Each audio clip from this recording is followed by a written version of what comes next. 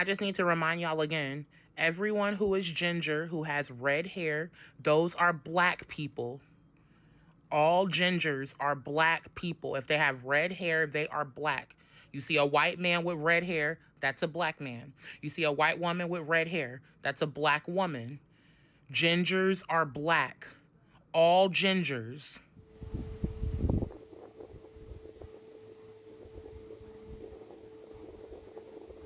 Sorry, cousin. I'm at work, but I got that bonnet from Dollar General, $4. Dollar General. Yo, yo, yo, they wanna know who's that girl? Yeah, yeah, come on. Yeah. And everything is alright. I got a beat from Kim, and she could do it all night. Called up the homies and I'm asking y'all, which part are y'all playing basketball? Get me on the court and I'm troubled. So I just got off TikTok and apparently I'm black. Apparently I'm a black man. So let me know if I'm invited to the cookout. I'll show up. I'll bring some what's it called? I'll bring some macaroni salad. I got you. Random thoughts. Redheads are the black people of white people. Like, your people used to burn you at stakes for being witches. Like, you guys were considered bad luck, and the whole term redheaded stepchild. Why y'all be hating on like redheaded people? Like, there's even like a whole South Park episode about hatred toward gingers. I don't know. It kind of makes me feel sorry for them. Like, they understand us and we understand them.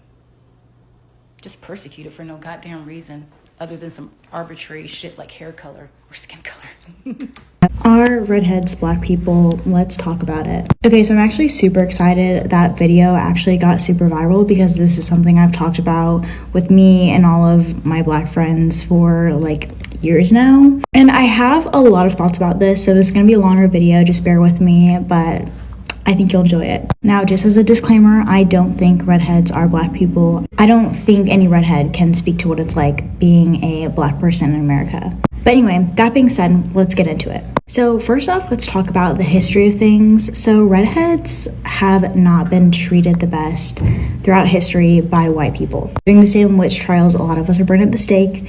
Hitler apparently briefly banned marriage to redheads. We were thought to be vampires in actually several different cultures, and a lot of redheads are Irish, and the Irish were kind of like enslaved. I think technically it was indentured servants to the British for hundreds of years, and ultimately were treated horribly by the British for hundreds of years. Now again, none of this is nowhere near the discrimination that black people faced. So the whole point of telling you guys that is like to say redheads have been like othered by white people forever, and that still goes on today, to the point where a lot of redhead experiences actually can sort of be related to black people's experience. So let me just like give you some examples. So for example, redheads get asked, can I touch your hair? Redheads get asked, is your hair real? It's hard to find makeup and like stuff that works for you because our skin tone and features are not the norm, which is something I think a lot of POC women can relate to. Another thing redhead women struggle with is like being fetishized and sexualized but not respected. I think when you are uniquely beautiful as a woman, it can take a minute for like men to appreciate that beauty, and as a kid it can feel like you're bullied and then you're fetishized, but no one actually like sees you as a potential girlfriend or like respects you. And that's something that I think me and my POC girlfriends can relate to, because it's like you always lose to like a generic looking blonde girl or brunette girl. No offense to y'all, love y'all, but that's just kind of how it goes. Another thing I feel like redheads can relate to is like being told a certain celebrity looks like you even though you don't look anything like them, you just both have red hair. Or like even just like being known as the redhead. Again, not nearly as bad as facing overt racism, but I feel like redheads get a tiny taste of what that's like. Therefore, we're able to relate to it or like have empathy for it, etc. I also think other white people don't appreciate the kind of beauty redheads have as much as other minorities. Like the best compliments I've ever gotten and the most compliments I've ever gotten is from black women. I will never forget the first person to compliment my skin tone when I stopped self-tanning was a black woman who was like, your skin is so, beautiful. It's like porcelain. It's so pale. And like, I feel like another white woman would never say that because white women hate their pale skin, like they constantly want to make it tanner or darker or whatever. Like, I go to school at the University of Alabama, right, where the beauty standard for white women is to have tan skin and blonde hair. So it felt like when that was the beauty standard, other white women weren't like going up and complimenting me because I didn't fit that beauty standard.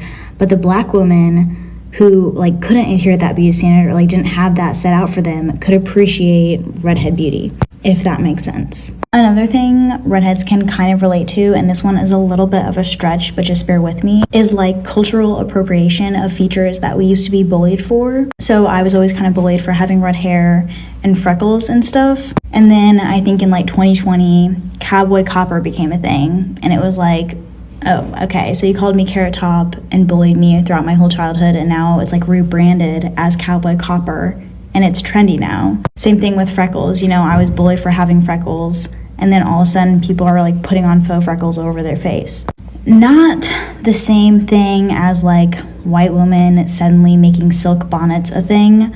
But again, it's one of those examples where it's like redheads get a tiny taste of what that's like. I want to be crystal clear. I do not think it's fair to compare the minor discrimination redheads face to the racism and discrimination that other minorities face, but I do think that redheads are kind of like the light skins or the black people of white people, and because of that we will always have like a certain bond, I think, with other minorities that most white people won't experience.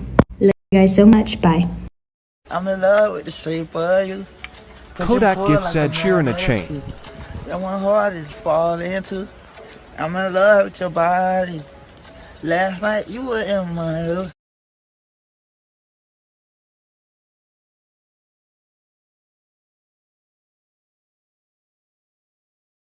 Come on, man. It's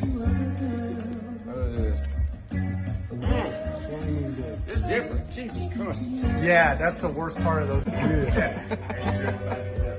You want your CEO all in your video, all in your dressing room, all in your drink, smoking all your weed? Come to death row. Testing them, reviewing good shit.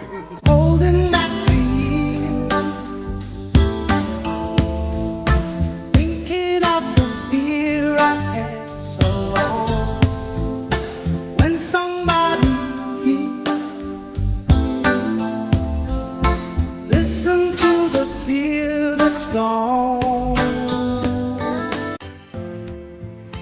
Nothing had the chance to be good. Nothing ever could, yeah. Oh, well.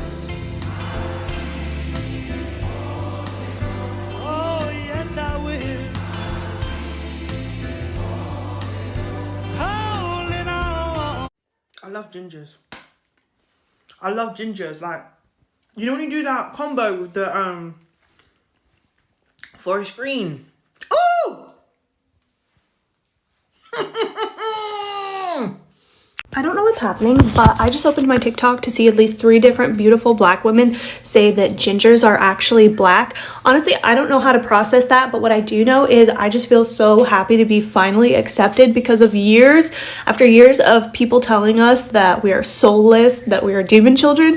It just feels so nice for people to want us. Even though I don't really know what that means, we are just grateful to be accepted by somebody. I know I look terrible. I just woke up, got out of bed, saw one of the most beautiful videos ever. It was about me.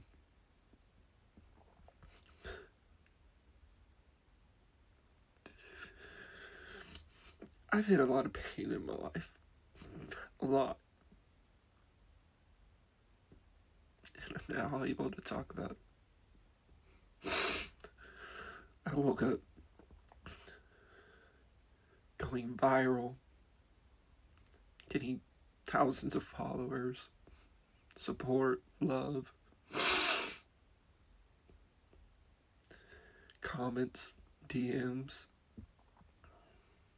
feeling truly wanted, And now it's time to talk about my story. A story of 4 black men who impacted my life like no other. From first grade to today. I've known these men for like 26 plus years. And I get to talk about them and my story. Once again, I know I'm a white man. But with the thing going viral, gingers are black, I know where I stand. And if the black community says I'm black, a majority of them, that's cool. But I still know I'm a white man. I know my boundaries. But the racism on both sides that's starting to poke in there, that needs to stop. I don't stand for it. I mean, I know I am a pasty white man. The way that Red has been popping up on my timeline, crying, saying thank you. I'm like, I didn't know y'all was being treated like that over there. I didn't know y'all was being treated like that. They abusing y'all? Are they abusing y'all? What's going on? Little PSA for all of the gingers who are super excited about being black now. There is indeed a phenotypical and ethnic hierarchy within whiteness that puts Irish people and gingers at the bottom of it, which means that within American culture, there are some interesting parallels between the way that black people and gingers are treated. We all thought that the original video saying that black people are gingers was a great joke because we thought it was a joke. But now I have investigated this person's page and they are nuttier than a payday. They are loony balloony. And I need to make sure that white people know that being ginger doesn't make you black, and that due to the outcomes of the 2024 election, black people have officially suspended all invitations to the cookout. And like, y'all, I love a good joke. I want there to be racial solidarity, but I want to make sure y'all know that Irish people were not enslaved.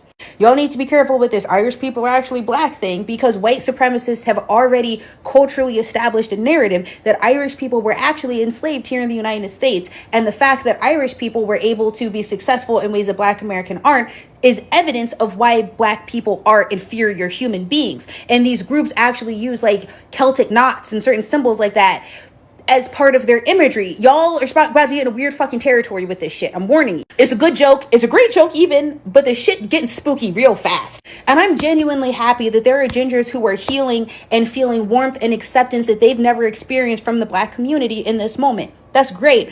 I also need y'all to realize that the traumas you experienced are because you are white, and the only way you can heal those traumas is by working with other white people and creating a white community. You cannot run to black people for love and affection to fix this shit. And I tell you what I'm already starting to see, that again freaks me out, is we have white people who are gingers who are now trying to like add on their different marginalized identities. Well, yeah, I'm white, but like I'm a ginger and I'm queer and I'm ADHD, and it's like there's no amount of marginalization that you can have as a white person that will add up to and like equivocate the black experience. You're not black. You don't understand what racism is from personal experience, and like tread carefully. I have never had this much fun on TikTok. There's this trend going around by a number of black TikTok creators welcoming gingers into the community, the black community, like hashtag gingers are black. It is very surprising. I did not see this coming. It's also such like an honor, and it's like very sweet to see all of these redheaded people who look like me with white skin talking about being bullied because of their red hair and their freckles, and finding support and solidarity from black people saying that's totally inappropriate. It's awful that you're experiencing bullying because of the color of your hair. I don't yet feel comfortable talking about my own experiences with this, but for those of you who are, melanin challenged redheads like myself, I see you and I appreciate you, and I'm very glad you're telling those stories. I want to talk about a couple things because I think there's a great potential for this conversation to go in a really positive and productive direction, but also this is the internet, and so there are risks, there are potential pitfalls here. So I want to say a couple things. One, those of us who are melanin challenged, who have red hair, still benefit from white supremacy in a variety of ways. And I want to give one particular example. My grandparents were white, and when they were planning to buy their first house, they were eligible for a federally backed mortgage. very generous mortgage that enabled them to buy their first house on good terms. Those federally backed mortgages were not accessible to Black people by law. And so because I am their grandson, I am an inheritor of their generational wealth. I was able to go to school. My parents were able to go to school, good schools without debt, because they were able to get these federally backed mortgages that my Black counterparts were not able to get. So there may be, in fact, a hierarchy within whiteness, right? Those of us who have red hair may have experienced harassment and bullying as children because of the color of our hair. That South Park Kick a Ginger Day thing was really inappropriate. That hurt. And also, I do still have white skin. And so the fact that these Black TikTok creators are starting a conversation about solidarity between us gingers and people who are in the Black community, it's beautiful. We do need to make sure we're aware of the complexities and the intricacies of race, the fact that race is intersectional. I also want to say that race, some of the conversations I've seen on TikTok here have been making an argument that's like biological, right? Like gingers are biologically Black people, something about the mutation. I just want to say there is no such thing as being biologically a Black person. Race is simply not a consistent genetic biological thing. There's no such thing as being genetically a Black person. It's a social construct created by white supremacy to divide the oppressed classes so that they don't form connection and solidarity to fight back against that oppression. It's a social construct. The beautiful thing about this trend is that I think what we're seeing is these creators are trying to reconstruct race to build that connection and that solidarity for the purposes of fighting back against oppression. I love that. That's very good. I want to see more of that. To that end, I want everyone to read the book The Black Jacobins by C.L.R. James. It is a history of the Haitian Revolution. It's the origin of what we know of as the state of Haiti, the nation of Haiti. It's a story of revolution. It's a story of people fighting back against the absolute worst conditions you can imagine, humans putting other human beings in.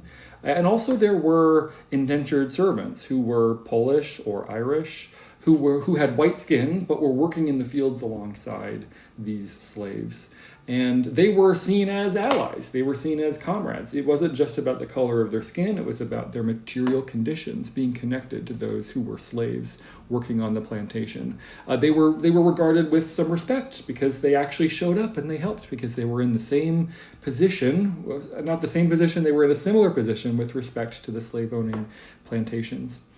So read that book, read The Black Jacobins by C.L.R. James. It's not dry. History is very exciting, and this is a very well-written book. You will have a good time reading The Black Jacobins by C.L.R. James. The other thing I want to say is that if you are a melanin-challenged redhead like myself, there are things you can do right now to reflect back the love and support and solidarity that you're seeing on TikTok from these Black creators. Specifically, here's one thing I think you should do. Talk to your Black coworkers about their experiences at work. I would be willing to bet that your Black coworkers have experienced some degree of harassment or discrimination, being paid less than their white counterparts for the same role, being passed up for promotion. It can seem like an awkward conversation to bring up. Do it anyway. That discomfort is the price you pay for being part of a community. And if you want to say, hashtag gingers are Black and put that in your bio, great, love that for you. There's work to be done. If you are feeling loved and appreciated and seen and supported by the community of Black TikTok creators, wonderful. Give it back. I mean, not give it back, but send it back and do the work in your actual communities, in your workplaces, in your neighborhoods. I want to see this conversation go in a really positive, beautiful direction, and I think it has the potential to do that. I love you all. Have a great week. I'm going to be honest with you. Before this most recent ginger people discussion, I was not aware how many of y'all just did not like ginger.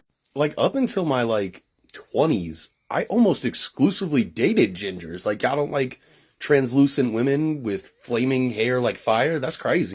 Although now come to think of it, were a lot of gingers that weren't dating anybody, so I guess that do kind of make sense. Asking my coworker the truth about the hair color hierarchy. Is the hair color hierarchy? I just found out about this the other day. What's the deal between the blonde people and the brown hair people, and then the red hair people, and then the real blonde people who don't think other blonde people are blonde because they're not as blonde as them? Because our whole lives, we've been made fun of for being blonde and stupid, okay? And then brunettes are these uber smart people because they're born with boring poop color hair. Okay. And then the redheads, they're like evil, you know? Redheads Why? are literally evil. Their hair is red. They spawned from the devil himself. My niece has red hair, naturally. What Spawned about the devil? Okay, I got a question. So my cousin, she's mixed. She was born with super, when I say blonde, like blonde, super light hair. Her hair is ginger now, and it's curly. She's getting evil. She's starting to become evil. Okay, so now what's the deal with the people who think they're more blonde than you? Because the more blonde you are, the more stupid you're said to be. But they think from what I've gathered, the true blonde people are better than the dirty blonde people. I am better than other people. Duh. Hello. Closer to Jesus.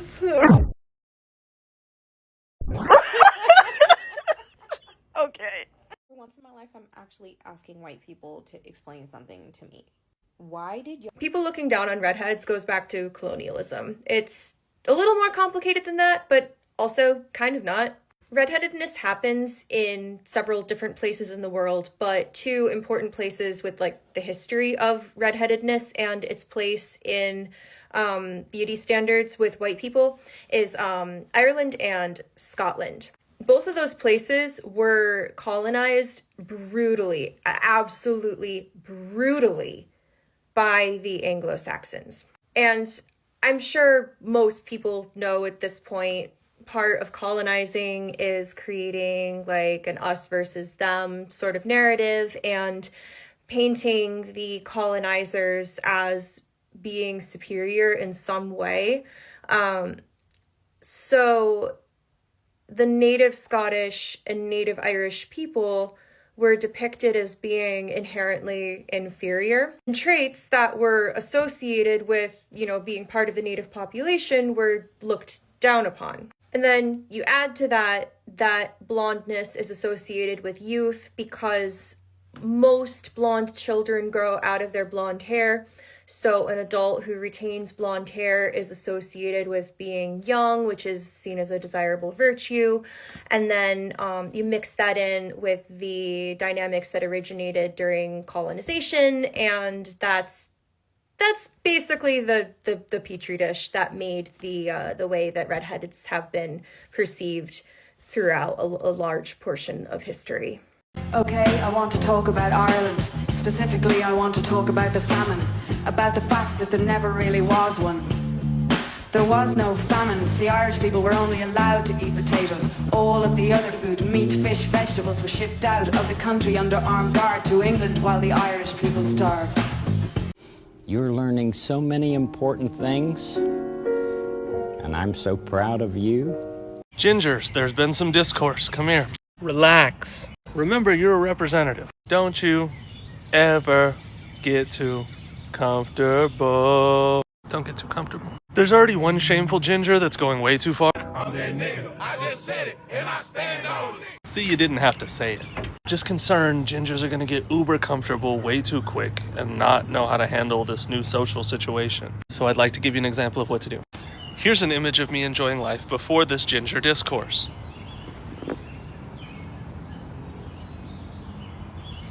Here's what you should look like after this ginger discourse. You see how nothing changed and I didn't get weird and start doing things different?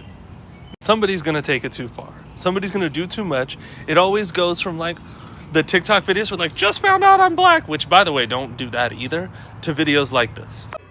I'm that nigga. You don't like it? Let's get active. If you're a ginger and you've been affected by this discourse, please know that you are completely entitled to not being involved. You don't have to do this. You really don't have to do this. One of them's gonna do it. I give it a week. We black now? No, don't do it, don't do it. Dad's gonna go get some milk. I'll be right back. Said this yesterday. One of them's gonna do it. I give it a week. Lo and behold, less than 24 hours. Why would somebody post that and then delete it and then not talk about it or say, hey, I was wrong, or any of the things? You went right to a stereotype, and that's why you took that video down. The going out for milk joke that, I don't know, maybe explain it to me how it was funny. Maybe I didn't get the joke. Maybe it's me. You also said this. Two things I know we can all agree on. All right, first and foremost, food, soul food, women. Y'all know what you're doing. I'm from South Carolina. I need this soul food. All right, cook me something. All right, my woman don't cook like that. Normally I spoon feed information, but look up soul food. Look up how it came to be. Now, cook me something. And then you asked black women to cook for you. It is not their fucking job. There's nothing telling me what I can and cannot do now. I mean, what do I qualify for? You just want to say the word. Like, what is it? I just don't get it. I'm going to leave you with a very black phrase about white people. They want our rhythm, but not our blues. We are the they in that sentence. I've been taking it in. I am indeed black. Astounding. Hold on, let's clear this up real quick. I seen some cringy shit too, bro. Listen, they are gingers. They're not gingers. Very clear distinction there. Why gingers are black. A lot of y'all Irish people were right beside black people on the plantation. Okay? FYI. But all of y'all are descendants of a Haitian deity named Bridgette Semadi. That's why all gingers are black.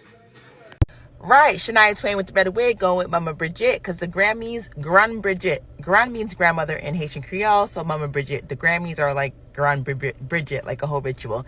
Anywho, she has red hair. The rooster and the chilies is her attributes, as well as purple and black. So this whole Grammys was a tribute to Mama Bridgette, which is like a Virgo, Leo energy, and like this red hair from Ramses. If you look at her sign, it's really a heart shape, which is for Valentine's Day, and heart-shaped balloons, like the little strings for the balloons, and the red pyramid of Ramses at the bottom. So that was that.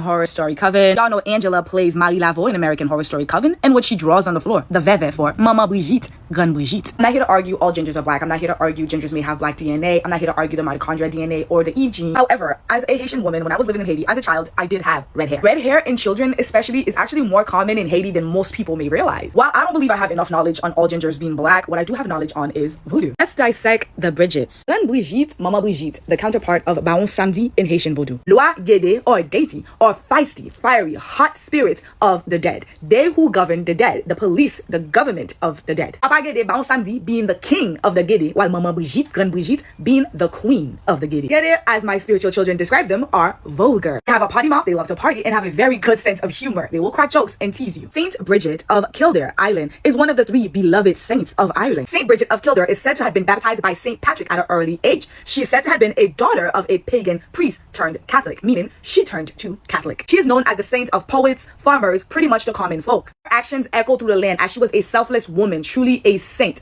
given to the needy even though she barely had any for herself. But it gets pretty deep and can be very confusing because there is a Saint Bridget, a pagan goddess. This Saint Bridget is also known as the goddess of fertility and poets. She is also said to be a healer. Many people do believe, or some people have a theory, that the Saint Bridget, the pagan goddess, was actually Catholic wash. Celtic magic, folk magic, paganism is much older than Christianity. When Catholicism came to rise or came about during pretty much the end of paganism in a lot of places, the Saint Bridget, who was known as the pagan goddess, was pretty much reinvented into Saint Bridget, a saint in the Catholic Church. Now, this is just a theory that some people have. But when you deep dive and you see the similarities, you really can put the 2 and 2 together and figure it out for yourself. What is the Catholic saint, Saint Bridget of Kildare, Ireland, and Mama Brigitte, Grand Brigitte of Haitian Voodoo have in common?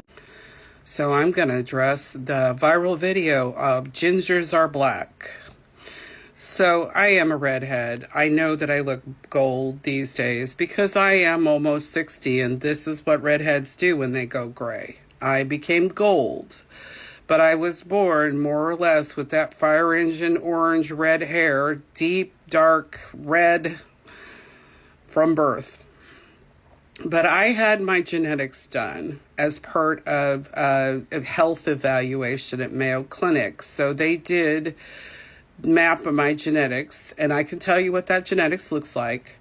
So 51% is British Isles, which would include Ireland, Scotland, UK, and Wales. Now, my family has been traced all the way back to Ireland on my mother's side and all the way back to Wales on my father's side. So I do know that's where we were from. My ancestry was at one time in the United Kingdom, and then when Queen Anne came along, the family was relocated to Ireland as part of the ruling class. Interestingly enough, I'm no wealthy person, but my family does have some type of royalty in it. I am 15% Finnish, so from Finland. I'm 15% from the Latvia region, which would include Ukraine, Belarus, Poland, Lithuania. I am 5% 8% Italian from the Sardinian island in the Mediterranean Sea. I'm 5% Andorran, which is the French/Spain region. I am about 3% Azenaki Jewish. I have 2.5% in Southeastern Europe, but they didn't break down what that meant, so I'm not even going to try to explain that one.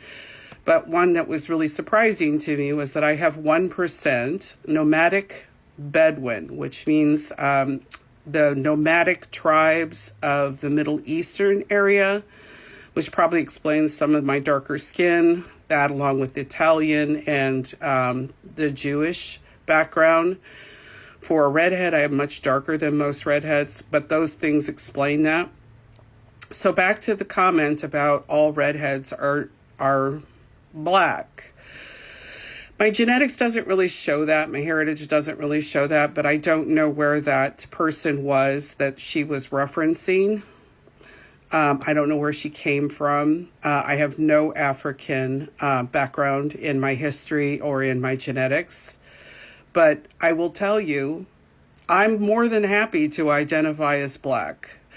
I would like to be a belonging, but at the same time, I can tell you my heritage doesn't really support that concept that all gingers are black.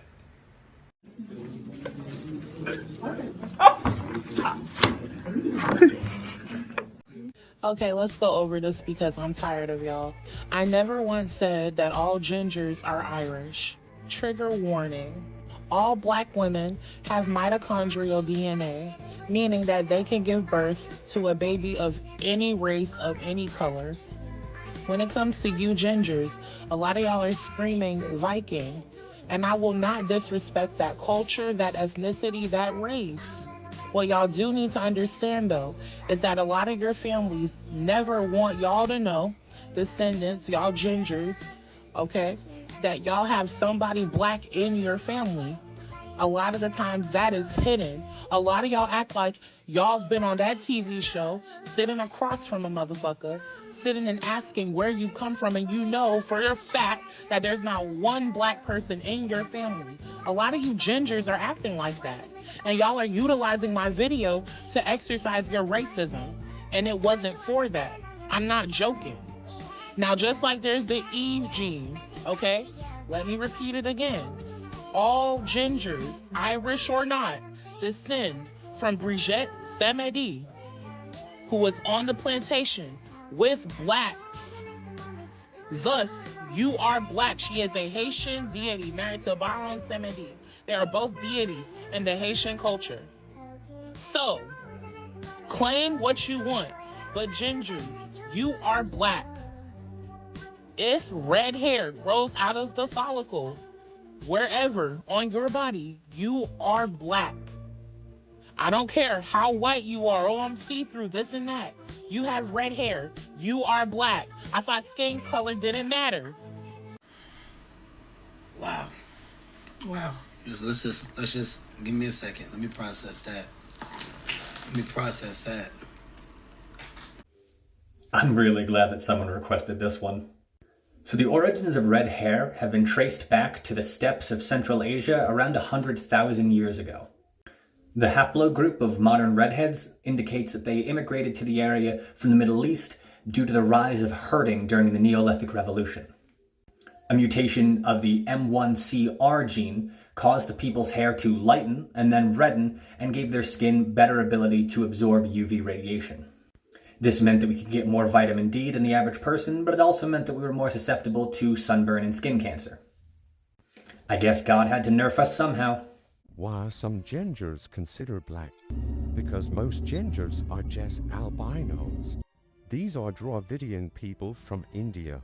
You can see they are heavily melanated with straight hair. When they are an albino, you get a ginger, or maybe someone with blonde hair. But this is probably why you hear people say, gingers are black people.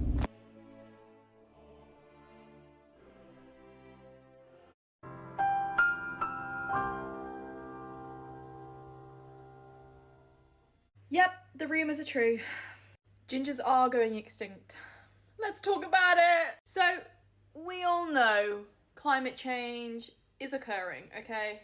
And this obviously affects the whole of the world, but it affects redheads the most. Why is that?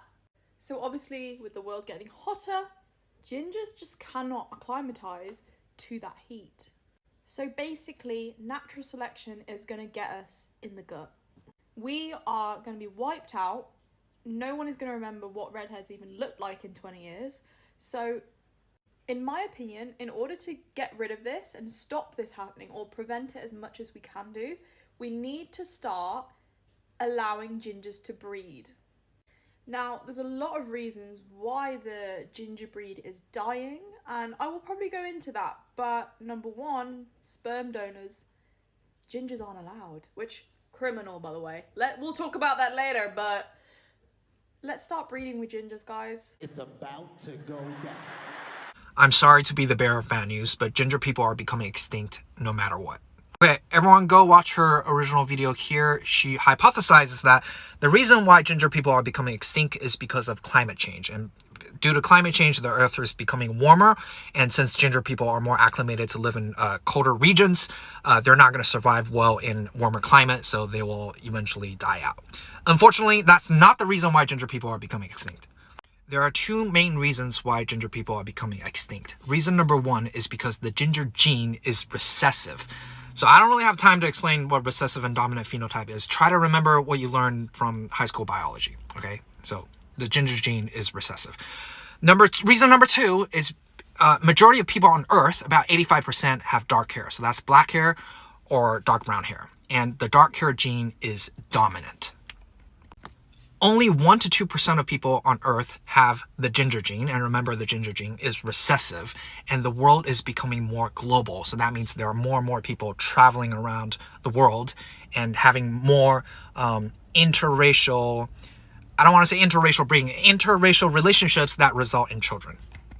So that means there will be more ginger people dating non-ginger people. And it's just the numbers game, right? If you're ginger, it's hard to find another ginger because there's so few of them, and most people have dark hair. So, for example, if I date a ginger person and we have a baby, because my black hair gene is dominant, all of our babies are going to have black hair. And even if all ginger people unite and they all only breed with each other, their children will still most likely not have ginger children, ginger babies, because the gene is recessive. So if a ginger man and a ginger woman have a baby, because the gene is recessive, their baby will have about less than 25% chance of being ginger. So there you go. And because majority of people on Earth are dark hair, eventually the ginger people and even blonde hair people will become extinct, and in about a few hundred years, like the whole planet Earth will just be black hair people. And I don't want that to happen. I love ginger people. I don't want ginger people to become extinct. But there's really no way to stop it. The only way to stop it I can think of is through gene selection and gene manipulation and gene therapy. But there's too many ethical issues. And if any scientist tries to do that, they're going to be accused of eugenics.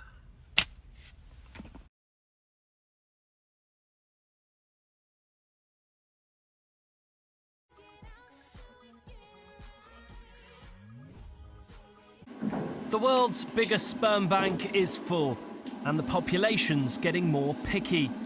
Sperm from red-headed and blonde men is being rejected by Cryos in Denmark because demand for red and fair-haired children is so low. Yeah. We reject these donor candidates because we simply have too many. That means we have got a waiting list. We have more than 600 donors now on a waiting list with these characteristics. What we need is people with brown-eyed or from other ethnicities or races. Cryos ships donor semen to clinics and private customers in more than 65 countries. But outside Northern Europe, not many people want blonde or red-haired children, which is not surprising, according to the experts. People always search for something similar to themselves, specifically the racial and ethnicities background. The organisation's now planning to set up sperm banks in other countries to cater for different wishes. Did you know that your chances of having a redhead baby can be as high as 25% even if neither parents have red hair? And this is because having red hair is a recessive trait and both of your parents can be carriers. And as you can see behind me, even though both of your parents have brown hair, there's still a 25% chance that you can become a redhead. In addition to this, there's also a 50% chance that you will have brown hair but also become a carrier for the red hair gene. And having red hair is pretty much a superpower, especially in Northern Europe. And this is because countries in Northern Europe don't get a lot of sunlight and redheads can actually produce their own vitamin D. This is especially important since most people get their vitamin D from sunlight. And it's also speculated that the M1CR gene or the redhead gene was brought over from Vikings in Norway. The largest concentration of redheads are actually in Scotland, with 40% of people carrying the gene and 16% of people being redheads. And in countries like England, roughly 6% of people there are redheads and 2% in Northern Europe. And a study back in 2004 showed that redheads are actually more immune to anesthetics as well as feeling cold temperatures more vividly. However, redheads are more likely to get skin cancer even if they're exposed to a moderate amount of sunlight. And overall, redheads are pretty much built for survival, especially in Northern Europe. That's interesting. Why were the Irish not considered white when they first immigrated to the United States? It would be inaccurate to say that Irish folks were ever suffering the same indignities and dehumanization as Black or Indigenous folks on that ranking system of white supremacy, but they definitely weren't right at the top with whiteness. And we can see this under the myth of Irish enslavement. Irish folks were never enslaved under chattel slavery the same way that African folks were. Irish people did have to endure forced labor, but it wasn't passed on by a matter of them being Irish. In 1662, there was a law in the Virginia colonies called Partus Sequitur Ventrum, which basically said that if a woman is enslaved and she's an African woman, then her children are automatically enslaved under a condition of being Black. What the Irish suffered in the United States was called indentured servitude. Indentured servitude was a system of forced labor where the person had a contract and was usually indentured or forced to work without pay in order to repay a debt. So yes, it was slavery, but it wasn't chattel slavery because you could not buy, sell, or trade an indentured servant. You could buy their debts and then have them work for you to repay that debt, but it was totally different than chattel slavery, but it was still messed up. Indentured servitude and chattel slavery were both outlawed in 1865 with the 13th Amendment, except as a punishment for crime, which is a whole other conversation to be had. Both systems were horrible, but there's a little difference in the amount of oppression and the racialized context behind them. So when we say that Irish people were not white, what we're actually saying is that they didn't have the same privileges afforded by white supremacy that white Anglo-Saxon Protestants and other white peoples from Europe were afforded. Irish people in the United States faced ethnic, classist, religious, and xenophobic discrimination. That's true. But the way that Irish people were assimilated into whiteness or finally viewed as accepted into whiteness is a really interesting history too. It's also a little racist. Race is a construct or a human invention that was created to rank and differentiate and separate people based on our natural human differences. Natural human differences are real, like differences in our skin tone, hair texture, facial features, etc., but that's not what race is. Race is all of the politics and meaning associated and tied to those. As Dr. Dorothy Roberts says, race is a political category that has been disguised as a biological one. When you're categorized by the system that is race, you are racialized, and people have been racialized differently depending on what the politics and society that have been controlling our behavior needed at the time. Starting in around the 1840s, Irish people were subjected to similar racialization and stereotypes that Black people were, saying who was and wasn't desirable, who acted uncivilized, and other things of that nature that are incredibly racist. From the jump in the US, Irish folks were allowed to go to white-only spaces, were allowed to marry and have children with other white people, but The issue here really is that they didn't have the same privileges and rights as other white folks. Irish folks already had an incredible amount of passing privilege, meaning that they would be perceived as white until it was maybe demonstrated that they were Catholic instead of Protestant, or that they started speaking with an accent. An excellent book that talks about all of this is called How the Irish Became White, and I recommend reading it. Ever since 1878, literal U.S. courts have litigated the issue of whether certain groups are white or not. The unfortunate fact about how Irish folks became white in the context of the U.S. is that they started contributing to the oppression of Black Americans. It's kind of difficult to articulate, but essentially, early Irish immigrants started to demonstrate that they could be more harsh and more brutal in their treatment of Black Americans than the people who were already considered white. This happened during chattel slavery, where many Irish immigrants did not own slaves, but became overseers and essentially carried out the will of the slave-owning masters. And then this continued in places like New York and Boston, where Irish immigrants became in control of the police force. By organizing politically and becoming tools of white supremacy, Irish folks were allowed to assimilate into whiteness.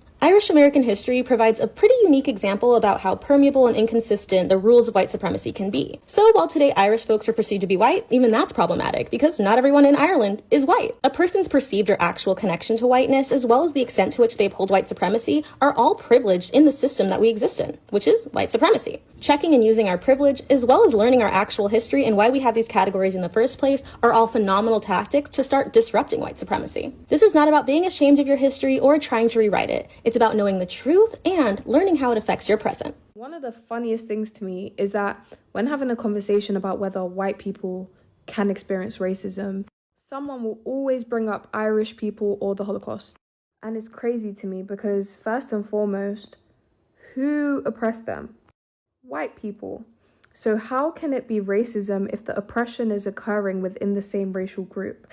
And obviously it's nuanced when it comes to the Holocaust because not all Jewish people are white. And obviously being discriminated against because you're poor or an immigrant or because of your ethnicity or religion is not okay. It's disgusting. But Irish people were not oppressed because they were white. They were oppressed because they were Irish. Jewish people were not oppressed because they're white. They were oppressed because they're Jewish. And the fact that you're completely disregarding the context and history behind why they were treated the way they were, just to try and use it to prove your point, is kind of disgusting as well. And furthermore, even if you look at the laws that were in place in specifically America, for example, with interracial marriage, it was not illegal for someone of British descent to marry an Italian or an Irish person. It was only against the law for a white person to marry a Black person or an indigenous person or South and East Asians. And yes, there was definitely some sort of like hierarchy within the white race, but there are other forms of oppression outside of racism. What happens when a group fleeing famine and death arrives in a new country, only to face hatred, violence, and discrimination? For Irish immigrants in 19th century America, that wasn't just a question, it was a reality. Hi, I'm your friendly neighborhood history teacher, and on this channel we understand the present by looking at the past. Because as the saying goes, history doesn't repeat, but it sure does rhyme. Flashback to 1845, Ireland was gripped by famine and despair. Over 1 million people died during the Great Hunger, and more than 1 million others fled, many landing in America's biggest cities with little more than faith and hope. But instead of refuge, Irish immigrants found poverty, slums, and open hostility. They were called dirty, lazy, and dangerous. Newspapers mocked them, landlords exploited them, and employers posted signs that read, "No Irish need apply." Life wasn't just hard, it was hostile. The Irish were forced into dangerous, low-paying jobs like digging canals, building railroads, and working as domestic servants. And it wasn't just about jobs. Irish Catholics were accused of being controlled by the Pope and trying to undermine American values. Their churches were burned, their neighborhoods attacked, and nativist mobs fueled fear and violence. That fear turned deadly on Monday, August 6, 1855. During Election Day in Louisville, Kentucky, immigrants and native-born citizens were heading to the polls to vote in state and local elections. Back then, states set their own election dates, and Kentucky held its vote on a Monday. But nativist mobs believed Irish and German immigrants were voting in blocks controlled by the Catholic Church, and that they would swing the election. Fueled by fear and hate, they attacked.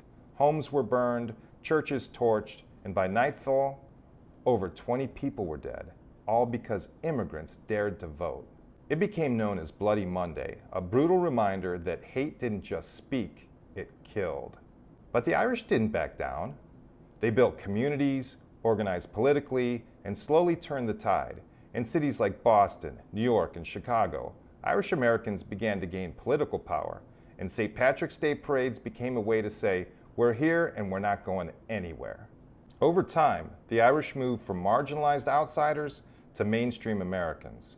They became police officers, teachers, politicians, even presidents. What began as survival became success, though the scars of discrimination weren't easily forgotten. So this St. Patrick's Day, remember, behind the celebration was a fight for dignity, survival, and belonging. The Irish were once unwanted strangers. Now they're part of the American story. And I think it works two ways. If the Irish American community became too involved in our struggle against oppression, it might raise some questions as to the contradictions within their own body politic in America. Particularly here in Boston, there is nothing sadder to people struggling against oppression in Ireland to look towards Boston City and see our people. We know how they got here. We know the oppression they fled from Ireland in various generations to get to this city, being used to oppress the black people of this city. People tell me I don't understand the situation. They tell me blacks are lazy, they don't want to work, they want to lower the standard of education. In fact, they tell me all the things I was brought up to hear about myself, things Protestant people said about Catholic people in Belfast.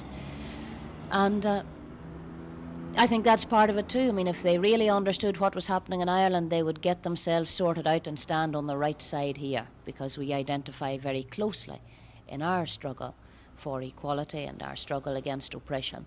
In fact, the whole inspiration of our civil rights movement 10 years ago came from the black movement of America. And it looks to us from where we stand at home that our people are being oppressed with the active assistance of our people. We find that very sad. Thing I love and I admire about the Irish people, I studied a little bit of history since I've been here. I found out you've been underdogs for years, hundreds of years, people dominating you and ruling you, and you can identify with this freedom struggle, you understand? But I just have mine on the other side of the water. But we all are fighting for the same cause and idea, but we have different reasons and different approaches. Muhammad Ali, thank you very much. You're welcome.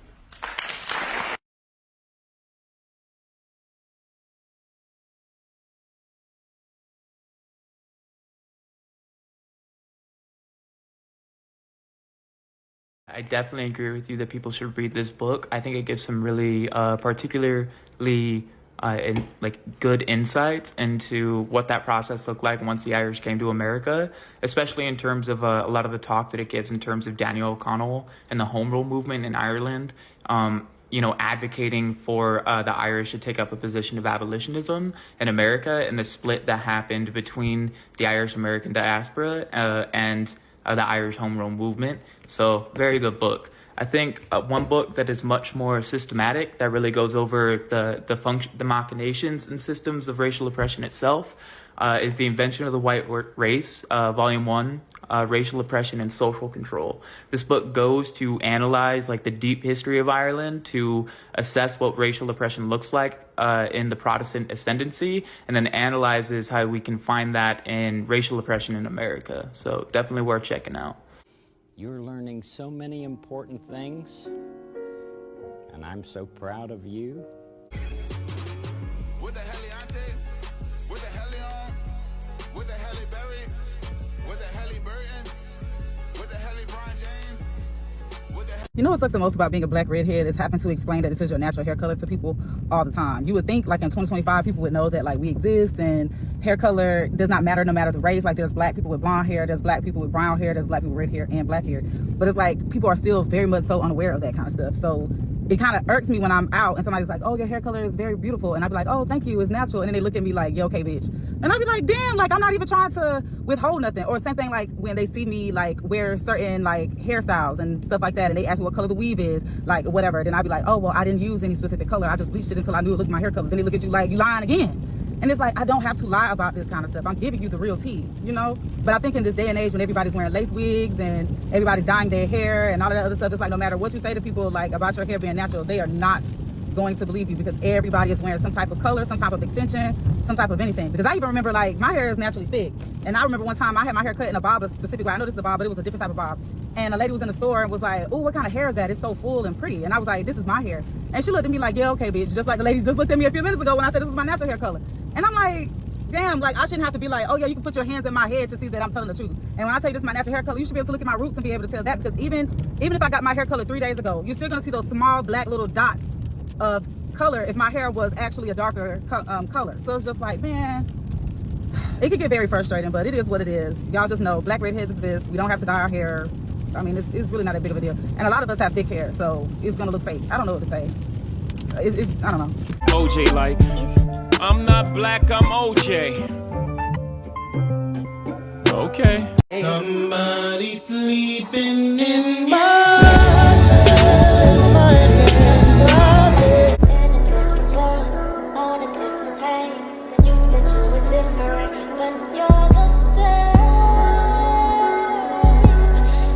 No big, I feel like Pac.